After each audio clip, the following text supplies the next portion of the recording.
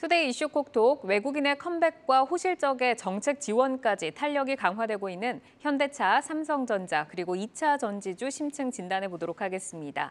오늘은 최성환 교보증권 테헤란로 지점장, 박종훈 FS 리서치 수석연구원과 함께합니다. 두 분 어서 오십시오. 안녕하세요. 안녕하십니까? 네, 올해 들어서 꾸준히 매도 행보를 보이던 외국인이 7월 들어서 분위기가 조금 그래도 바뀌었습니다. 지수 바닥에 대한 기대감이 커지면서 반도체, 2차 전지 등 대형주 중심으로 매수세가 좀 유입이 되고 있는데 외국인의 매수 전환 어떻게 좀 평가를 하고 계실까요? 네, 삼고라고 보통 하죠. 고물가, 그리고 금리가 이제 올라가는 것, 그리고 이제 고환율 해서 이제 이런 여러 가지 이슈에도 외국인이 매수로 돌아섰다라는 점은 좀 긍정적인 것 같습니다. 외국인 입장에서 봤을 땐 아무래도 이제 코스피 기준으로 시가총액 상위 종목 1위부터 쭉 해서 10위, 20위 이런 식으로 대형주 위주의 매수를 할 수밖에 없는 하는 게 모통인데요. 특히 이제 그 미국의 반도체, 그러니까 지원 법안에 대한 그 미 상원의 표결이 통과가 되면서 이제 여기에 따른 반도체 업종에 대해서 좀 긍정 평가가 좀 나오고 있는 것 같습니다. 특히 TSMC가 하반기에 대한 실적 가이던스를 상향했는데요. 이에 따른 반도체 업황에 대한 개선 기대감, 또 낙폭과대 인식에 따른 매수세가 또 유입되고 있고, 특히 주가라는 게 빠질 때는 또 공포심에 사기가 좀 어려울 수 있지만 오히려 이렇게 올라갈 때는 오히려 또 매수세가 좀 유입되는 것 같습니다. 특히 삼성전자 같은 경우 상반기에만 약 9조 원을 매도를 했었는데요. 지금 지난 15일 이후로는 현재 약 4,600억을 지금 순매수하고 있는데요. 결국에는 외국인이 여기서 순매수로 완전히 턴어라운드 돌아섰다라고 현재까지는 봐야 되겠지만은 전체적으로 정부 정책이라든지 그리고 주가 수준, 그러니까 밸류에이션에 대한 부분들을 감안했을 때는 현재 시점에서 추가적인 매도보다는 오히려 여기서는 이제 안정화 그리고 바닥을 확인하는 그런 과정이 좀 예상되고 있습니다. 이제 외국인의 매수가 들어오기는 했지만 연속성은 조금 더 확인을 해봐야 할 것 같다라고 말씀을 주셨고, 지금 미국에서 반도체 법안 통과 기대감과 또 TSMC 실적 가이던스 상향, 그리고 이제 낙폭 과대에 따른 저가 매수 등을 좀 외국인의 그 매수 이유로 좀 꼽아주셨습니다. 그리고 이제 외국인의 매매 행보에 우리가 핵심 변수로 보는 게 환율인데, 상반기에 아무래도 고환율이 지속이 되다 보니까 우호적인 환경이 형성이 되지 못했고, 또 지난밤에 ECB가 빅스텝을 단행을 하면서 달러화 강세가 다소 좀 주춤해졌습니다. 그리고 또 다음 주 FOMC 회의까지 예정이 되어 있어서 이목이 집중이 되는데, 향후 환율 흐름 그리고 그에 따라서 외국인은 어떤 행보를 보일 거라고 보시나요? 예. 일단 원래 전통적으로 그 환율하고 원달러 환율하고 저희 외국인의 수급하고는 연관이 있었습니다. 이게 제가 볼 때는 한 1,200원대는 그런 게 통했는데요. 사실 최근에 이제 1,300원, 1,200원대 후반부터 1,300원을 넘어오면서 사실은 그런 주식과의 외국인 매수와의 연관성이 많이 떨어진 것 같습니다. 이유는 그 환율의 영향이 유럽이나 일본의 경제 상황과 맞물려서 유로하고 엔화와의 관계 때문에 이제 달러 강세가 좀 더 지속된 거기 때문에 사실은 이제 주식하고는 크게 이렇게 연관성은 많이 떨어졌었습니다. 그렇기 때문에 이제 그런 점에서 본다면 사실 향후 환율 흐름을 파악할 때는 물론 이제 앞으로 이제 유럽 경제나 그다음에 또 한국 경제 하반기부터 조금 GDP도 안 좋아지고 하니까요. 이제 그런 것들이나 일본 경제 상황 이런 것들 글로벌 경제 상황과 연동해서 환율을 보시는 게 맞는 것 같고요. 주식으로서는 다만 이제 그런 것보다는 말씀드린 대로 이게 금리 인상 이슈가 계속되냐 아니면 침체 이슈가 계속되냐 이런 걸로 외국인의 행보를 판단해야지 환율 흐름하고 같이 보는 거는 조금 연관성이 떨어지지 않을까 이렇게 보고 있습니다. 네, 최근 1,300원 넘어오면서 환율과 외국인의 행보가 연관성이 좀 떨어지고 이게 경기 흐름에 따라서 보는 게 더 맞지 않냐 이런 의견을 주셨습니다. 그리고 외국인의 이 복귀 배경으로 국내 증시의 가격 매력이 꼽히고 있는데요. 과거 사례를 봐도 PBR 저점 부근에서 외국인 수급이 전환된 경우가 많았었습니다. 현재 PBR 수준을 그러면 어떻다고 판단을 하고 계신가요? 예, 최근에 이제 하이닉스가 갑자기 주가가 좋아졌고요. 반등을 했고 삼성전자도 반등을 했습니다. 그럼에도 불구하고 원래 이제 그 베어마켓 안에서도 이제 랠리가 나올 수 있다는 기대감들이 있는데 그랬으면은 사실은 그 반등을 감안하면 조금 더 올라갔어야 줘야 되는 거지만 그렇게 못 하고 있습니다. 그 이유는 밸류에이션이 보통 이제 PBR로 한 0.9배 정도면 하이닉스도 바닥이다. 그리고 삼성전자도 뭐 지금 밸류에이션 PBR 수준이었으면 6만 원을 깨는 수준이었으면 밸류에이션이 싸다라고 해서 올라왔지만 또 막상 올라오다 보니까 이게 한계가 좀 생기다 보니 반등에 대한 한계가 생기다 보니까 많이 올라오지 못한 케이스인 거고요. 그래서 이제 지금 PBR로 따지면 뭐 0.9배에서 사는 거에 대해서는 저도 뭐 크게 반대하지는 않습니다. 다만 또 따져봐야 될 게 이 PBR을 결정하는 주중에서 이제 실적이나 이런 것들을 또 봐야 되는데 하반기 때 사실은 지금 반도체 업황이나 얼마나 더 나빠질지 뭐 그런 것들이 사실은 지금 상황에서는 쉽게 가늠이 안 되는 겁니다. 그 얘기는 무슨 얘기냐면 결국 PBR 0.9배의 기준이 지금 기준과 지금 추정한 기준과 하반기에 막상 3분기 실적이 나올 때쯤에서 나올 수 있는 그 기준은 또 달라질 수 있다는 겁니다. 이제 그렇게 생각을 한다면 지금 0.9배가 왔다고 해서 싸다고 해서 다시 매수를 하는 것보다는 사실은 이제 조금 더 하반기, 3분기, 4분기 실적들을 좀 체크하면서 가셔야 될 게 맞는 것 같습니다. 네, 그러면 최승환 지점장님은 향후 외국인 행보가 어떻게 될지 한번 전망을 해주실까요? 외국인 입장에서는 뭐 아무래도 이제 기관 투자자도 있고요. 보게 되면 뭐 앞서 뭐 시총 상위주에 대한 매수가 유입이 될 수밖에 없다고 말씀을 드렸습니다. 그래서 물론 이제 중소형주라도 뭐 이제 성장성이라든지 그리고 경쟁력, 기업의 자체적인 경쟁력이 있는 회사들이 있습니다. 그래서 이런 회사들도 매수세가 유입이 가능합니다. 뭐 중소형주에 대한 기준이 시가총액 기준으로 뭐 1조 원 미만이 될 수도 있고 뭐 2조 원 미만이 될 수도 있고 약간 그건 차이가 있겠지만 전체적으로는 역시 시총 상위주 위주의 매수가 좀 유입이 될 것으로 보여지고요. 무엇보다 지속적인 순매수가 외국인 입장에서 들어오기 위해서는 일단 매크로 환경, 현재 뭐 미국 입장에서는 역시 그런 게 중요할 것 같고요. 또 환율도 역시 중요할 것 같습니다. 22에서 50bp 인상을 지금 뭐 11년 만에 뭐 기준금리를 인상했다라는 표현을 쓰고 있는데요. 이렇게 금리를 인상하고 하게 되면 화폐 가치가 결국에는 이제 계속 달러 강세가 좀 어느 정도 완화될 가능성이 있거든요. 이에 따라서 그동안에 일방적인 달러 강세 기조에서 달러가 좀 약화된다면 결국에는 외국인 입장에서도 뭐 환율이 계속적으로 이렇게 뭐 1,400원 뭐 이렇게 올라가지 않는 그런 구조가 형성될 수 있다면 결국에는 외국인 입장에서도 매수세가 유입될 것 같습니다. 그리고 단순하게 본다면 지금 뭐 여기서 뭐 PBR 0.9배 아까 말씀하셨는데 PBR 0.9배는 사실은 그러니까 PBR이라는 게 청산 가치잖아요. 현재 여기서 청산을 했을 때 1배 기준으로 봤을 때 그 이하라고 한다면 저평가는 분명히 맞는 밸류에이션 구간인데 여기서 올라갈 수 있는 트리거를 좀 찾는 과정이 하반기엔 좀 이어지지 않을까 이렇게 보고 있습니다. 우선은 이제 시총 상위주 가운데서 그 외국인의 수급을 좀 기대해 볼 수 있다라고 좀 말씀을 해주셨고 지금 이제 저밸류는 맞지만 이제 하반기에 우리가 어떤 좀 트리거 포인트를 찾을 수 있겠는가 이 부분을 주목하자라고 말씀 주셨습니다. 자, 이어서 이제는 현대차 이야기로 넘어가 보도록 하죠. 어제 실적을 발표를 했는데 뭐 2분기에 반도체 부품 수급 차질 그리고 고물가로 인해서 이제 뭐 좀 수요가 감소하지 않겠는가 이런 악재들을 뚫고 역대 최대 실적을 기록을 했습니다. 2분기 성적표에 대해서 어떻게 좀 평가를 하시는지 궁금한데요. 네, 정의선 회장은 이렇게 얘기를 했습니다. 고수익 모델, 뭐 전략이 통했다 이렇게 표현을 했는데요. 해외 시장에서 보시게 되면 특히 유럽 같은 경우 기준으로 보면 현재 뭐 한 14만 대가 지금 이제 대기 물량으로 기다리고 있다고 합니다. 국내 같은 경우는 약 64만 대. 뭐 제가 아는 지인분 같은 경우도 차량을 인도받기까지가 뭐 1년 이상 걸리고 있는, 대기하고 있는 그런 상황도 볼 수가 있는데요.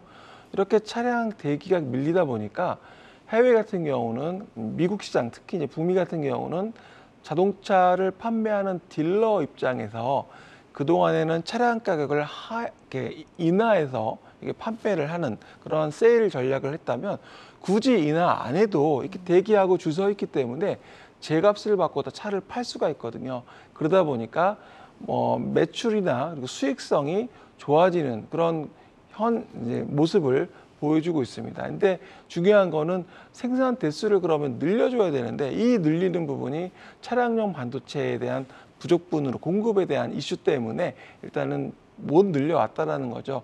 매출은 간단하게 가격 곱하기 수량이잖아요. P 곱하기 Q인데 현재 그동안에 이 Q가 제대로 공급을 못 해왔고 P는 말씀드린 것처럼 인하하지 않고 오히려 제값을 받아왔기 때문에 수익성이 좋아진 것 같고요. 특히 차량 자체도 고수익 모델, 그러니까 제너시스나 그리고 전기차들, 전기차, 친환경차, 하이브리드, 그리고 특히 북미 시장에서는 SUV 차량이 많이 팔리고 있거든요. 그래서 이러한 부분들 때문에 전체적으로 현대차에 대한 부분들이 좋아지고 있고, 특히 이제 하반기에 가게 되면 자동차, 차량용 반도체에 대한 공급 이슈가 좀 해결될 것으로 보여지고, 특히 말씀드린 Q 생산 대수도 늘어나면서 이제는 이런 수요 기간, 대기 수요 기간도 감소할 것으로 보여집니다. 또한 그 아이오닉 6가 이제 또 다음 주에 이제 들어오게 되는데요. 이 부분 역시 또 친환경차로 국내와 해외 시장에서 반응도 좀 보시면 좋을 것 같습니다. 그러니까 이제 매출 수익성은 증대가 됐는데 생산 대수를 이 차량용 반도체 수급난에서 어떻게 이제 늘려나갈 수 있겠는가, 이 부분을 좀 말씀을 주셨고, 이렇게 판매 물량이 감소됐음에도 불구하고 고수익 모델이라고 할 수 있는 제네시스, 그리고 이제 SUV 중심으로 판매 믹스 개선이 있었고, 또 선진국 중심의 지역 믹스 개선, 또 환율에 대한 수혜까지 입으면서 영업이익이 증가를 했습니다. 그리고 뭐 보니까 그 세일즈를 할 때 그 세일즈에 대한 어떤 인센티브 같은 경우에도 좀 절감이 있었다고 하더라고요. 이렇게 이제 악재들이 있는 가운데서도 현대차의 전략이 좀 효과적이었다라고 좀 평가할 수 있지 않을까라는 생각이 드는데, 하반기에도 이런 사업 전략이 빛을 발할 수 있을까요? 예, 원래 자동차 업체들이 실적이 좋으려면 첫째는 이제 그 제품 믹스에서 이제 상대적으로 좀 비싼 차를 팔아야 되고요. 그다음 두 번째는 그 선진국 가장 큰 시장이 이제 우리나라는 이제 중국에 좀 약하기 때문에 미국 시장이 제일 큰 시장인데 그런 쪽에서 좀 좋아져야 됩니다. 근데 그리고 또 하나 이제 제일 큰 건 아무래도 신차 효과입니다. 이제 신차가 나와주면 더 좋은 효과를 보일 수 있는데 이 삼박자가 맞은 것 같고요. 그래서 그걸 더 시너지를 더 극대화하기 위해서 제품 믹스도 좀 바꿨고, 뭐 그런 점들이 마케팅 포인트가 통해서 잘 이루어졌습니다. 그래서 이런 것들은 뭐 단기로 뭐 한 분기 정도에 끝나는 건 아니고요. 좀 더 하반기까지도 이어질 수 있을 거라고 보고 있습니다. 그 이유 중에 하나는 아무래도 그 대기 수요가 여전히 많고요. 오히려 이제 2분기, 3분기 갈수록 지금 대기 수요가 더 늘어나고 있는 상황이어서 환경 자체는 좋기 때문에 더 좋아질 수 있는 여지는 있습니다. 다만 조금 주의할 건 이제 항상 처음이 이제 항상 피크인 경우가 많으니까 이제 조금 갈수록 점차 이제 조금 그 효과는 성장률로 보면은 조금 떨어질 수 있습니다. 그런 점들은 조금 감안을 해야 될 것 같습니다. 네, 대기 수요가 많고 반도체 수급 차질이 완화되면 하반기엔 더 좋을 여지가 있다고 말씀을 주셨는데, 사실 뭐 원자재 시장도 아직 불안하기도 하고 경기 침체 우려도 있지 않습니까? 그러면은 여기저기 좀 예약을 걸어놓은 경우도 있을 거고 가수요가 될 수도 있을 것 같은데, 하반기 시장 환경이 좀 만만치 않을 것이다라는 분석 기사도 있더라고요. 리스크 요인을 한번 점검해 주실까요? 예, 뭐 말씀하신 대로 지금 그냥 원천적인 문제들, 그러니까 글로벌 경기 침체 자체가 오게 되면 말씀드린 대로 수요가 좀 꺾이는 건 맞고요. 지금도 뭐 그런 상황들은 계속해서 나타나고 있는 것 같습니다. 다만 스마트폰이나 이런 거하고 좀 다르게 실질적으로 워낙 대기 수요가 많았기 때문에 거기에 덜 영향을 받는다고는 할 수 있습니다. 그래서 과연 이 앞으로 경제 상황이 유럽이나 미국이든 어떻게 변하느냐에 따라서 그 수요가 어떻게 변하냐를 좀 더 지켜봐야 되기 때문에 그런 점들은 좀 지켜봐야 되는 점이 이제 좀 리스크인 것 같고요. 그 다음이 이제 두 번째는 사실은 현대차가 이번 현대도 그렇고 기아도 그렇고 이제 이번에 그렇게 이익이 좋았던 이유 중에 하나는 상대적으로 그러니까 딜러한테 주는 인센티브가 상당히 적었기 때문에 그게 다 이익으로 이제 잡히면서 이익률이 좋아졌는데, 예. 그게 또 물론 이제 가장 큰 이유는 브랜드 네임 자체가 조금 올라왔기 때문에 그런 효과를 봐서 상대적으로 조금 마케팅을 덜 해도 되고, 그러면 이제 신차 효과나 이런 것들 봤을 때 어쨌든 이익이 좋아지는 부분도 있었습니다. 근데 다만 하반기로 갈수록 점차 만약에 수요가 조금 더 떨어지는 기미가 보이고 이러다 보면 상대적으로 딜러한테 줘야 되는 그 수수료가 상당히 많아질 수 있는 여지가 있기 때문에 이익적인 측면에서 조금 회수될 수 있는 창은 있습니다. 그러니까 그렇기 때문에 그런 점들도 좀 두고 봐야 될 문제이기 때문에 그런 점들 좀 체크하면서 가야 되지 않을까 보고 있습니다. 네, 경제 상황에 따른 수요 변화를 지켜봐야 하고 하반기로 갈수록 뭐 인센티브가 높아질 수 있는 가능성도 있기 때문에 이게 또 이 훼손으로 이어질 수 있는 점 리스크로 짚어주셨습니다.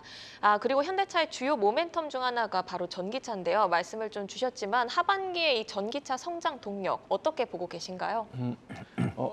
아이오닉 6가 지금 다음 주 28일 날 사전 계약을 실시를 합니다. 그래서 국내를 시작으로 유럽에서 연내 이제 판매가 좀 예상이 되고 있는데요. 내년 상반기에 미국 시장에서도 GV60, G80 EV 그리고 GV70 EV 순으로 신형 전기차가 계속 판매가 예상되어 있습니다. 앞서 저희 연구원님께서 말씀하신 것처럼 신차에 대한 효과가 특히 또 전기차에 대한 부분들이 계속 나오기 때문에 이 부분이 어떤 그 자동차 특히 배터리 원자재 가격이 지금 상승한 부분을 올해 상반기에 전기차 메이커들이 대부분 그 원가에 반영을 시키면서 가격을 인상시켰거든요. 그러면서 수익성을 유지했는데 역시 신차들에 대한 부분들이 계속적으로 가격에 대한 인상과 반영시키면서 이 부분들이 판매가 호조를 이루어낸다면 현대차에도 긍정적인 반응이 예상됩니다. 물론 경기가 침체가 되고 이러에 대한 우려는 분명히 있는데요. 왜냐하면 뭐 인플레이션이나 이에 따른 금리가 올라가고 그리고 실질소득이 가계가 감소를 하면서 구매력이 감소를 할 수가 있다라는 부분인데요. 하지만 친환경차에 대한 부분은 글로벌 전 세계적으로 지금 환경 이슈 때문에 정책적으로 늘려나가는 부분이거든요. 그래서 이에 따라서 정부에서 지원도 해주고요. 보조금이라든지 세제 혜택이 있기 때문에 전기차나 친환경차에 대한 성장은 계속될 것으로 보여집니다. 특히 이번에 나온 뭐 아이오닉 6 같은 경우는 디자인이 굉장히 예쁘다라는 평가를 받고 있습니다. 특히 여성분들이 뭐 좋아하는 스타일로 이렇게 나오기도 했고요. 그래서 이런 부분들 디자인뿐만 아니라 품질까지도 상당히 좋아진다면 이 부분이 상당히 매출을 이끌 수 있는 부분이 될 것으로 보여지고요.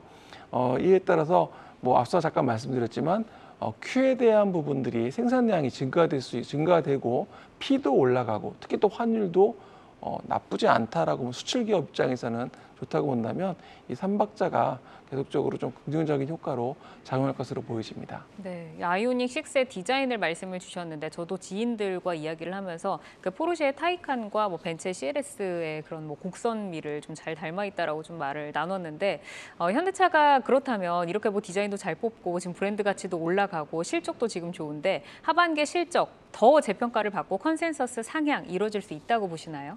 뭐 긍정적으로 지금 증권사들은 전망을 하고 있는 것 같습니다. 그래서 현재에선 내놓고 있는 것 같은데 단지 말씀드린 것처럼 내년에 이제 경기 침체에 대한 우려가 있기 때문에 이 부분이 주가에 과연 뭐 올해 하반기만 놓고 주식을 뭐 회사 주가를 보는 게 아니라 내년까지 본다면 그 부분에 대한 시차가 좀 있을 거라고 생각이 됩니다. 그래서 과연 이제 뭐 ECB에서 오늘 금리를 50bp 올리면서 한 이야기가 저는 되게 인상적이었는데요. 네. 내년이나 내후년에 경기 침체가 안 올 거라고 좀 생각을 하는 것 같아요. 오지는 않을 거, 혹시 올 수도 있지만, 그러니까 안 온다고 보는 거죠. 이유는 금리를 올리고 있지만 사실은 경기 침체를 아무도 원치는 않거든요. 그러니까 거기에 맞춰서 정부 각국에서도 정책을 또 뒷받침을 할 겁니다. 그래서 그런 부분들이 좀 계속적으로 하반기에는 이슈가 좀 충돌할 것으로 보여지기 때문에 뭐 제가 여기서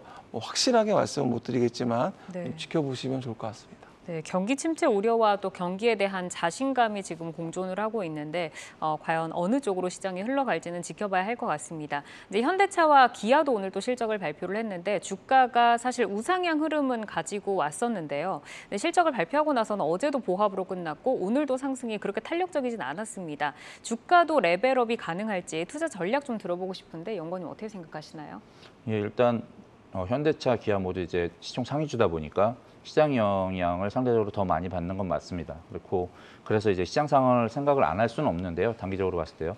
다음 주 보면 FOMC 어차피 예정돼 있고 그래서 다음 주 제 생각에는 주가가 조금 지수로서는 조금 쉴 수 있는 여지가 있지 않나 이렇게 보고 있어서 오히려 약간 조정은 나올 수 있지만 다만 우리가 주식을 100% 다 팔 게 아니라면 어딘가는 이제 이렇게 피해 있어야 하는데 그중 그나마 지금 가장 괜찮은 섹터가 아무래도 자동차인 것 같고요. 현대차, 기아 주가도 사실 조금 조정이 온다 하더라도 다시 반등은 가능한 수준이라고 생각을 합니다. 그래서 다음 주 정도에 만약에 장이 조정을 받고 현대기아차의 주가가 조금 조정을 받는다면 오히려 그게 단기로는 조금 매수 기회를 삼아도 되지 않을까 이렇게 보고요. 지금 보유하신 분들도 사실 조정 때문에 미리 파시는 것보다는 그냥 조금 더 보유를 하시다가 조금 반등이 오는 걸 보고 그러고 나서 매도를 하셔도 나쁘지는 않을 것 같습니다.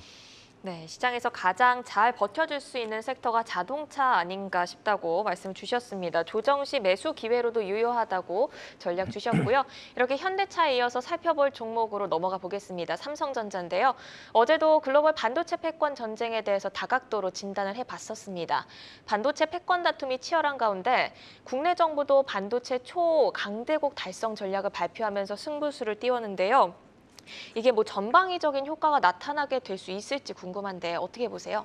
예, 지금 삼성전자 하이닉스 주가 보시면 뭐 실적에 그다음 뉴스에 하루하루에 이렇게 되게 집중되면서 주가가 움직이는 흐름이지 어떤 장기 정책이나 정부 정책이 크게 주가에 영향을 끼치지는 못하고 있는 상황입니다. 그래서 이제 오늘 삼성전자 하이닉스 주가도 그래서 이렇게 좋은 장기 정책이 나왔으면 정부 정책이 나왔음에도 불구하고 그만큼 반응을 못했던 것 같고요. 세제 혜택만 놓고 따지자면 앞서 지점장님 말씀하신 것처럼 나쁘진 않습니다. 호재이긴 맞지만 다만 주가에 큰 영향은 많이 끼친 것 같지는 않습니다. 이미 반영을 했다고도 볼 수 있고요. 어떻게 보면 그다음에 왜냐하면 세제 혜택 같은 경우는 얼마 전부터 얘기가 계속 나왔던 부분이라서 그런 부분들이 있고요. 그다음 또 하나는 그 반도체 인력을 많이 뽑을 거다, 정치적으로 할 거다고 하는데 사실 이 인력을 뽑아서 그걸 어느 정도 그 실적으로서 나올 수 있는 시기까지는 상당히 오래 걸립니다. 특히 이제 그 기술적인 문제, 특히 반도체나 이런 것들은 가장 난이도가 높은 산업 중에 하나이기 때문에 교육을 시키려면 거의 한 10년 이렇게 이상 지나야 그 효과를 제대로 볼 수 있는 거거든요. 그래서 지금 단기도 당장 1년, 2년도 예측하기 쉽지 않은 상황에서 10년씩 그 교육 정책을 믿고 투자를 한다는 건 조금 약간 리스크가 있지 않나 이렇게 보고 있습니다. 네, 세제 혜택도 주가에 조금 선반영된 부분도 있을 수 있고 인재를 뽑아서 퍼포먼스를 내기까지 시간이 좀 오래 걸리기 때문에 정부의 정책이 주는 효과는 제한적일 것이다 이렇게 말씀 주셨습니다. 우리가 반도체 초강대국 달성 전략 소식과 함께 삼성전자의 미국 투자 관련 소식도 들려왔는데요. 앞으로 20년간 미국 텍사스주의 반도체 공장 11곳을 신설 추진한다는 소식입니다. 삼성전자는 신청이 반드시 투자를 보장하는 것 아니다 이러면서 한 발 물러선 반응을 보였거든요. 이 삼성전자의 미국 투자 계획 어떻게 진행될 것으로 보시는지 글로벌 반도체 패권 다툼에서 삼성전자가 좋은 위치를 선점할 수 있을까요? 삼성전자가 미국 의회가 500억 달러 규모의 보조금 지급을 추진한다라는 그런 이야기 나오고 또 삼성전자도 투자를 하겠다라는 그런 신청서를 냈다라는 건데요. 신청서는 그러니까 아직 구체적인 거기 안에 계획서는 아직 없다, 절차는 아직 없고 거기에 따른 신청을 지금 하기 위한 그런 이야기라고 지금 설명을 하고 있습니다. 보면은 미중 분쟁의 요즘에 이슈 중에 하나가 반도체 분쟁이거든요. 특히 이제 이런 지금 삼성 입장에서는 글로벌 기업 특히 G2라고 할 수 있는 미국과 중국이 이렇게 싸우고 있어서 오히려 좀 수혜가 되지 않을까 이게 생각이 좀 들고 있고요. 그래서 뭐 삼성 입장에서는 미국에서 이렇게 뭐 어떤 보조금과 정부의 뭐 세제 혜택과 이런 거에다 받으면서 들어갈 수 있다면, 진입할 수 있다면, 근데 성장할 수 있는 또 반도체 미국 본토에서 또 성장할 수 있는 그런 그림이 나올 것 같습니다. 단지 이제 그게 신청서가 아직 확정은 안 된 거라서 좀 지켜봐야 될 거라고 좀 보여지고 있고요. 그보다는 국내에서 지금 정부에서 지금 뭐 반도체 육성하겠다는 또 뜻을 또 밝혔거든요. 뉴스가 또 나왔기 때문에 이 부분도 좀 주목하셔야 될 것 같습니다. 네, 어쨌든 지금 뭐 국내외로 그런 정책에 대해서 이제 삼성전자가 좀 수혜를 입고 있다라고 말씀을 해주셨고, 또 미국과 중국의 그런 패권 다툼 가운데서 또 중국을 견제하는 흐름에서 삼성전자가 오히려 조금 수혜를 받고 있는 부분도 말씀을 해주셨습니다. 이제 반도체 업황이 그간 너무 좀 우려감이 많았던 것 같아요. 이제 지금도 여전하긴 한데 TSMC가 그래도 호실적을 발표를 하면서 하반기 반도체 업황에 대한 기대감이 조금씩 좀 살아나고 있습니다. 근데 삼성전자 입장에서 봤을 때는 사실 앞으로 먹거리라고 볼 수 있는 비메모리 부분에 대한 확실한 성과가 나와야지 주가가 좀 탄력을 받지 않을까 하는 생각이 드는데, 삼성전자의 비메모리 부분의 성장 추이 그리고 이제 본격화되는 시기에 대해서 어떻게 좀 보실까요?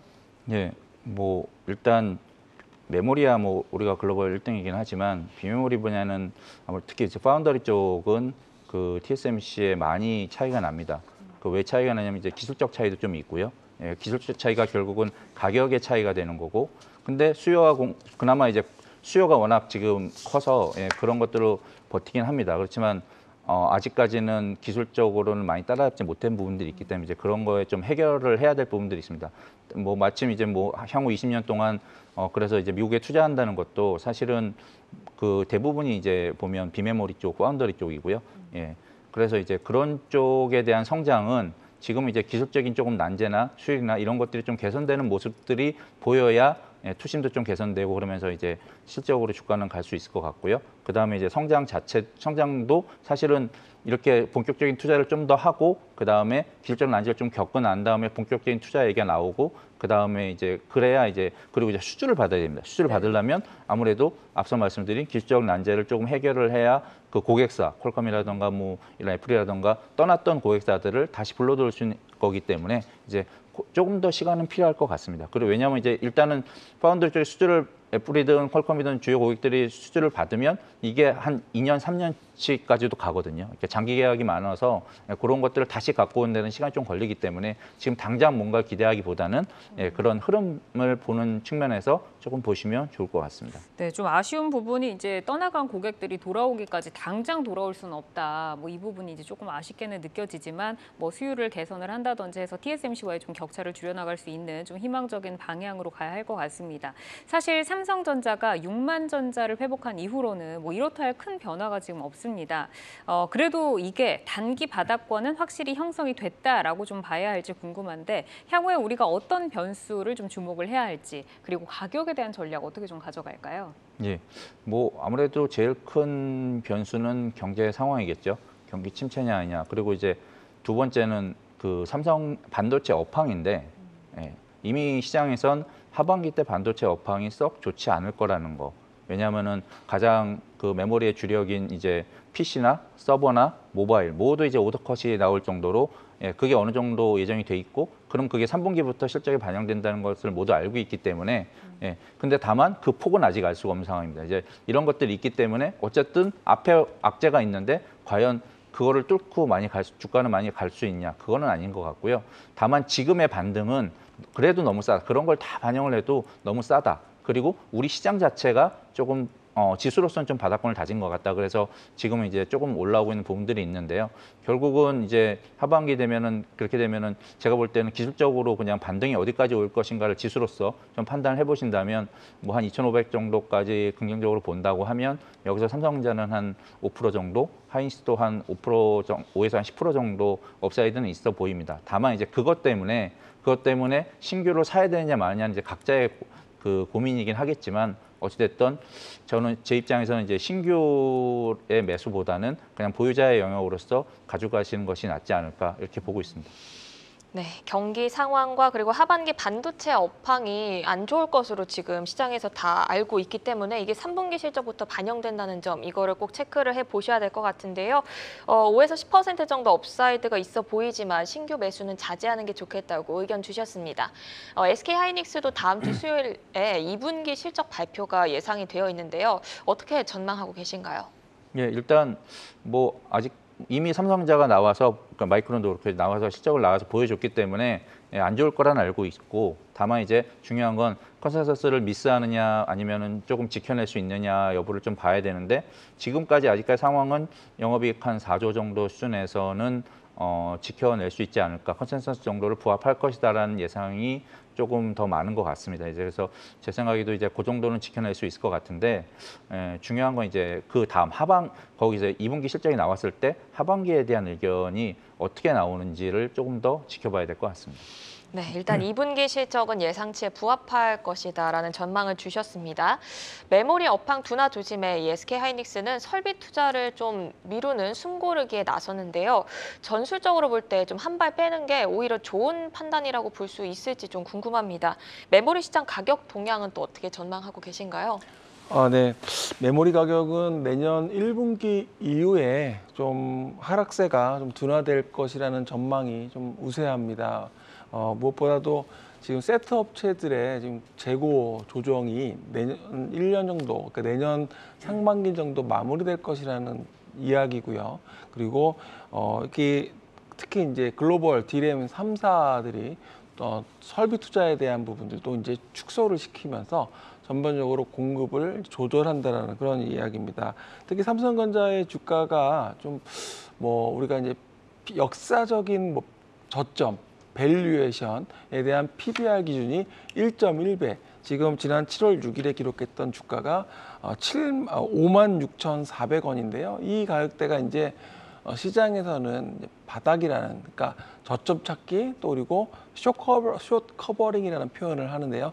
공매도가 이제 그 가격대에서는 이제 멈추고 오히려 주식을 사주는 그런 가격대로 지금 보고 있습니다. 그래서 지금 그 가격대에서 조금 올라왔지만 증권사들이 전망하는 평균 목표 주가가 지금 8만 원에서 9만 원 정도 하거든요. 그래서 현재 주가 수준에서는 상당히 격차가 좀 많이 있습니다. 그래서 물론 삼성전자라는 회사 주식을 단기적으로 플레이한다기보다는 국민 주식이란 표현까지 했었잖아요. 10만 전자 얘기도 있었고, 그래서 좀 길게 보시고 접근하신다면 지금 그 역사적인 밸류에이션 저점 수준에 와 있기 때문에 길게 본다면 저점을 올려가면서 이렇게 위아래 등락을 하겠지만 올라가면서 흐름이 나오지 않을까. 그래서 지금 현재 시점에서는 제가 드리는 관점에서는 중장기적인 분할 매수 전략도 유효할 것으로 보여집니다.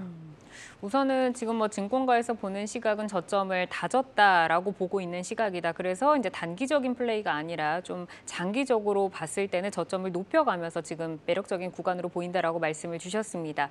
자, 그럼 이제 SK하이닉스 주가를 좀 보겠는데요. SK하이닉스가 약 한 달 정도 만에 10만 원을 이제 회복을 했다가 조금 더 올라가나 싶었는데 오늘 간신히 10만 원을 턱걸이를 하면서 마감을 했거든요. 현 시점에서 SK하이닉스는 어떻게 좀 대응을 할까요? 예, 앞서 말씀드렸다시피 하반기 때 반도체주 보실 때 업황과 그다음 시장 상황을 보라고 말씀드렸는데, 시장 상황은 지수대로서 조금 판단하시면 좋을 것 같고요. 그다음에 업황은 어차피 수요가 감소하기 때문에 안 좋습니다. 그러니까 업황은 얼마나 더 나빠지느냐를 조금 판단하셔야 되는데, 일단 그 지수대로서 봤을 때 한 2,300이 깨지면, 그리고 이제 하이닉스 주가로서는 한 10만 원 정도가 깨지면, 그러면 조금씩 분할 매수를 단기로 하시는 거 보시면 좋을 것 같고요. 만약에 한 2,500 정도에서까지 지수가 가면 이제 그 부분에서는 아무리 삼성전자 하이닉스가 웬만큼 좋은 이슈가 아닌 이상은 거기서는 조금 매도를 고려하시는 거를 생각하셔서 단기 박스권 안에서 매매를 조금 생각해 보시는 게 좋을 것 같습니다. 네, 사실 주위에서 보면 삼성전자, SK하이닉스 지금 들어갈 때가 아니고 지수 조금 더 올라왔을 때 그때 안정적으로 들어가겠다 하는 분들도 계시는데 연구원님의 지금 말씀을 들어보면 좀 단기적으로 10만 원 이하에서 SK하이닉스를 담아가다가 지수가 2,500선에 왔을 때는 오히려 매도를 해서 현금을 챙기자라고 좀 전략을 주셨으니까 이 부분도 잘 참고를 해보시기를 바라겠습니다. 자, 다음으로 2차 전지주에 대해서 이야기 나눠보도록 하죠. 이제 테슬라가 $800를 그래도 굉장히 강하게 좀 회복을 해줬습니다. 그러면서 국내 2차 전지주에도 훈풍이 좀 불고 있는데 최근에 2차 전지주가 조금 쉬어가나 하는 분위기였는데 오늘 보니까 뭐 작은 종목들부터 좀 탄력이 좀 생겼더라고요. 앞으로 이 탄력 계속해서 이어갈 수 있을까요? 예, 일단 그 2차 전지주들이 뭐 시장 상황이나 이런 것도 안 좋고 해서 빠지긴 했지만 다시 반등을 하려고 모색했을 때 사람들이 이제 고려를 했던 점이 첫 번째는 이제 그 테슬라의 주가가 실적이 어떻게 나오냐 이런 것들 좀 관심을 있어 하셨고요. 두 번째로는 그 LG 엔솔의 그 이슈, 그러니까 그 오버행 이슈가 어떻게 바뀔 것인가 이런 것들 좀 고려를 했던 것 같습니다. 근데 오늘 이제 그 중에 하나인 이제 테슬라 실적이 생각보다 잘 나왔고 그래서 거기에 대해서 좀 반응을 한 것 같고요. 그 다음에 그 다음 이슈, 아까 말씀드린 그 다음 이슈를 또 보고 판단을 하셔야지 지금 테슬라의 주가만 놓고 이제 판단을 하시기에는 조금 아직은 무리 있지 않을까 이렇게 보고 있습니다. 네, 테슬라 주가만 보고 이렇게 상승 하락을 예측하는 거는 조금 무리가 있다는 의견 주셨는데요. 오늘 뭐 주요 2차 전지 종목들은 그래도 상승을 했습니다. 에코프로비엠, 첨보 같은 종목들은 잘 갔는데요. LG 엔솔은 반면 하락을 했습니다. 27일에 보호예수 해제에 대한 우려가 지금 큰 상황인데요. 물량이 한 4조 원 정도의 물량이 나올 수 있다고 하더라고요. 어느 정도의 수급 악화가 예상될까요? 네. 27일 날 락업이 해제가 되는데 그 물량이 총 주식수의 4.3% 정도 되거든요. 근데 사실 주요 이 대주주, 그러니까 LG화학에 이제 보게 되면 81.8%가 묶여 있다고 생각하시면 돼요. 나머지 20% 언더에서 지금 거래가 되고 있는데 그 중에서 또 4%가 그동안에 묶여 있던 게 풀어진다고 생각하시면 될 것 같은데요. 대부분의 이렇게 뭐 락업이 해제가 되고 했을 때는 대부분은 주가가 좀 약간 충격은 좀 있긴 한데 결국에는 또 그 부분들을 또 그동안에 이제 수급이 그러니까 비어져 있던 기관 투자자들 입장에서는 또 채워져야 되는 그런 부분도 분명히 있습니다. 그래서 보통 이제 이렇게 빠졌다가 올라가는 경우가 좀 많이 있는데요. 그래서 보통 블록딜로 진행을 하기도 하고 뭐 장내에서 매도도 하기도 하지만 현재 뭐 증권사들이 바라보는 LG 엔솔에 대한 전망 자체는 뭐 하반기로 갈수록 좋아질 것이다라는 그런 이야기고요. 거기에 대한 이유는 뭐 수익성이 좀 좋은 거 위주의 어떤 프로젝트를 수주한다라는 거, 그리고 뭐 원가라든지 이런 부분에 경쟁력을 확보하기 위해서 뭐 계열사라든지 뭐 스마트 팩토리에 대한 부분들을 좀 어느 정도 시도한다라는 거, 그래서 자체 경쟁력을 올린다라는 부분들인데요. 그래서 추가적으로 또 JV, 혼다 등 이런 글로벌 기업과 JV를 하면서 장기 공급 계약을 체결하면 실적 추정치도 올라간다라는 부분 때문에 전반적으로 지금 시장 분위기는 하반기 수익성 회복과 함께 조금 더 좋아지는 쪽으로 말을 하고 있습니다. 그래서 다음 주에 이제 풀리는 걸 좀 보시면서 흐름을 봐야 되겠지만 결국에 그 수급 자체가 현재 전체적인 상황으로 봐서는 나쁜 상황은 아닌 것 같습니다.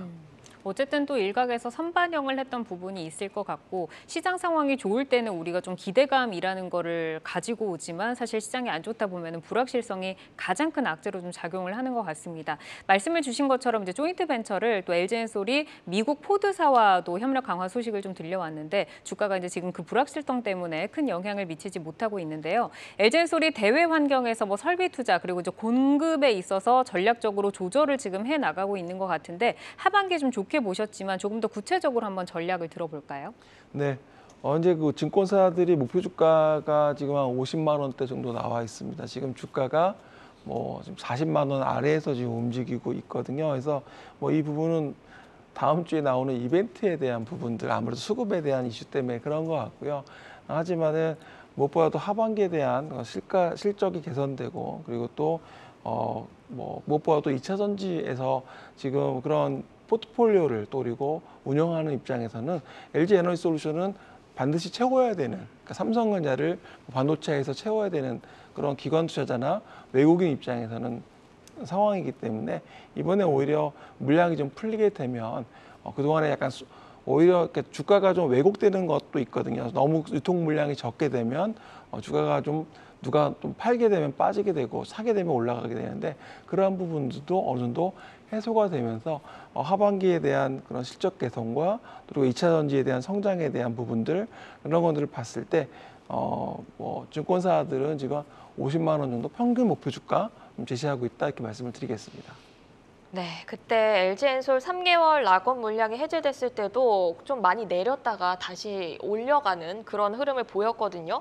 이번에도 그런 흐름이 나올지 조금 잘 지켜봐야 될 것 같은데요. 그럼 보호예수 물량 해제 이후 어떤 전략으로 대응하는 게 좋을지 마지막으로 연구원님께 여쭤볼게요. 예, 원래 이제 뭐 보호예수 물량이 풀리면 좀 빠졌다가 다시 올라오는 경우가 있고요. 왜냐하면 기관들이 이제 일단은 수익이 났기 때문에 팔아야 되는 경우가 많기 때문에 그렇고요.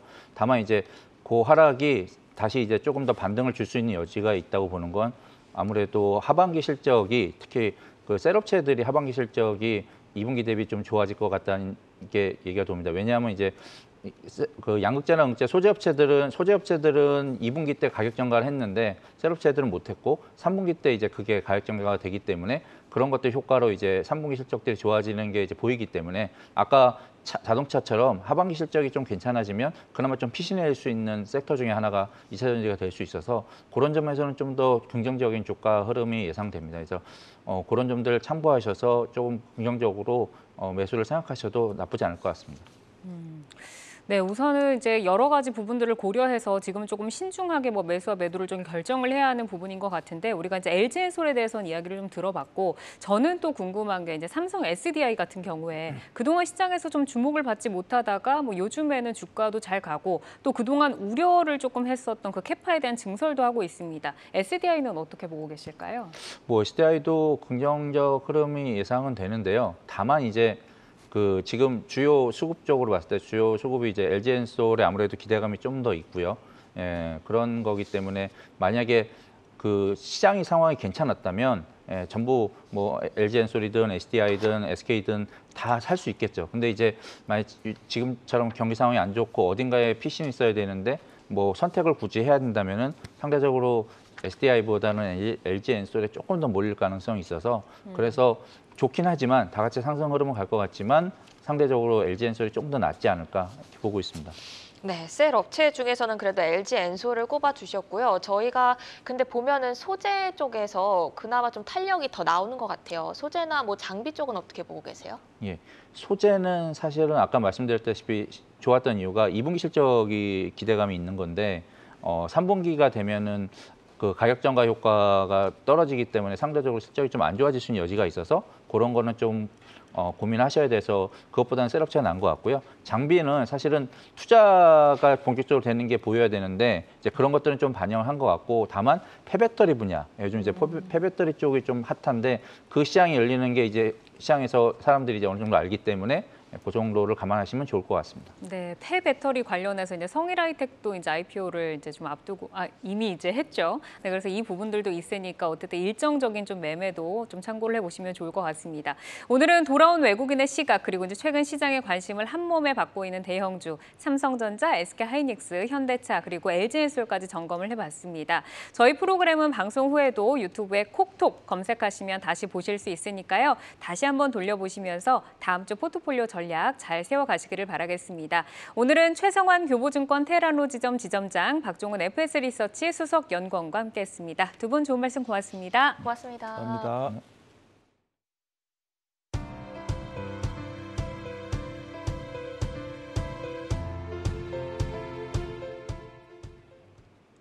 내일 여는 성공투자습관 투데이 한경 코리아마켓 오늘 저희가 준비한 소식은 여기까지입니다. 네, 저희는 더 알차고 신속한 투자 정보로 다음 주에 다시 찾아오겠습니다. 시청해주신 여러분 고맙습니다.